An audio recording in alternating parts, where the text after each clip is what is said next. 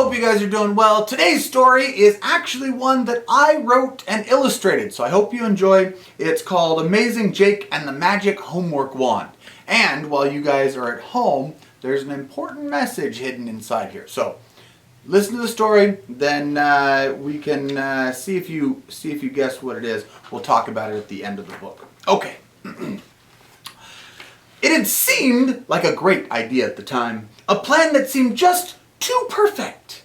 But now as I sit staring down at this test, I'm noticing a small defect.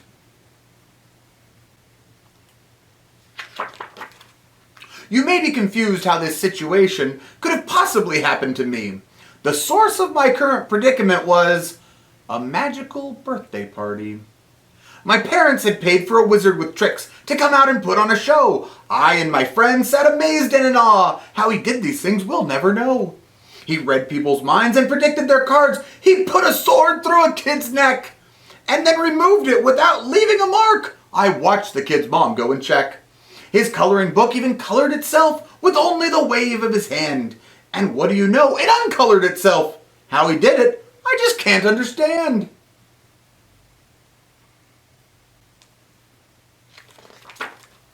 Then just for me, he had a surprise made special for the birthday boy. A wand that would grant any wish I could want, but warned, this wand isn't a toy. Be careful, he said, as he placed in my hand a white-tipped black long slender stick. This wand is real magic, you must understand. This is not just some cheap magic trick. Sometimes we don't want what we once thought we did, and only time can help us see. So make sure you're sure when you wish on this wand, and wish for what'll make you happy. That's the first rule, and the second is just that the wish max of this wand is 1. You can't wish for more, that's not how it works. Sorry to ruin the fun.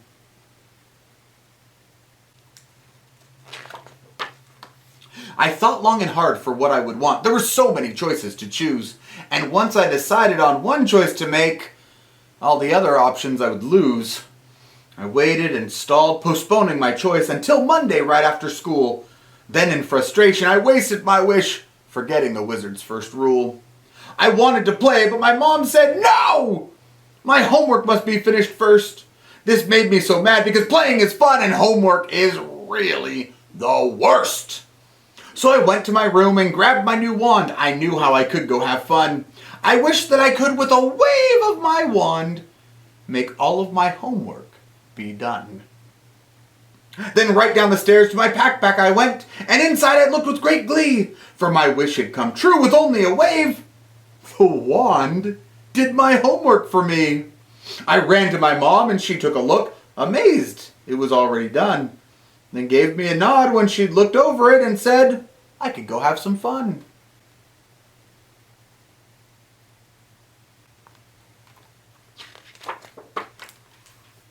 Then I ran down the street to my friend Logan's house and asked his mom if he could play. She said that was fine as long as he had finished his homework that day.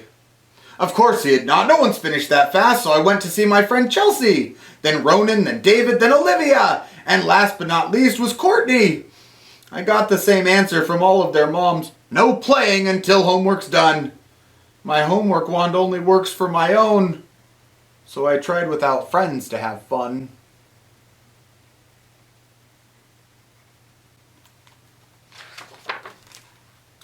But hide and go seek is really a bore when you hide and nobody seeks you. And catch is a rather odd looking game when you play with 1 instead of 2. Forget about tag, forget duck, duck, goose, and any real sports you can do. It seems like everything fun for a kid needs a group that contains at least 2. Fun's not as fun without your fun friends. I learned this while waiting around. While my friends did their homework, I twiddled my thumbs and got bored while I stared at the ground. I told myself, it's not a big deal. Without homework, my life is still great. At least I'm outside, not stuck at my desk. I'm bored, but who cares? I can wait.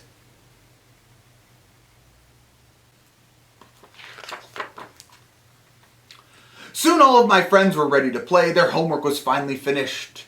And as they complained about how hard it was, I was happy with what I had wished. This pattern went on for a couple of months. I'd wait for my friends and then we'd play. 2 months without homework. My life was a dream. Well, it was till I got here today.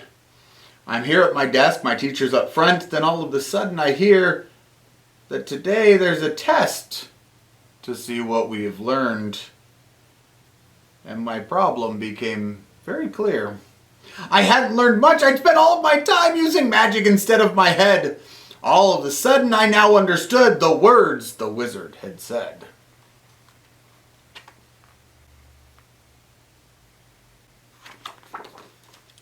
Sometimes we don't want what we once thought we did, and only time can help us see. No homework had seemed a great plan at the time, but now I sit here unhappy. What can I do but sit here and fret, not sure what this test will contain? My friends who stayed home and did their homework don't seem to be feeling my pain. Apparently, teachers don't just give homework to bring students pain and dismay, a lesson I didn't fully understand until I was at school today. If I, not the wand, had done my homework, I'd have learned what I needed to learn. This story that started out so happily would have taken a much better turn. So if you think homework's a waste of your time, remember my cautionary tale. Don't do as I did and get yourself stuck with a test that you'll probably fail.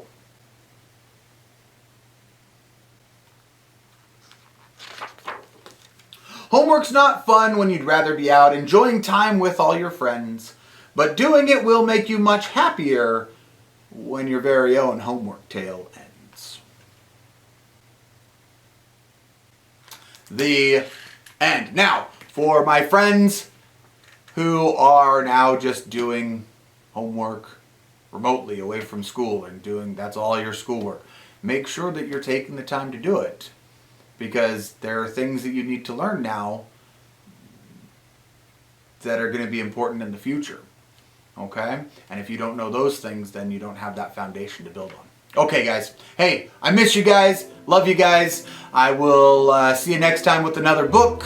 Have a wonderful day and stay safe.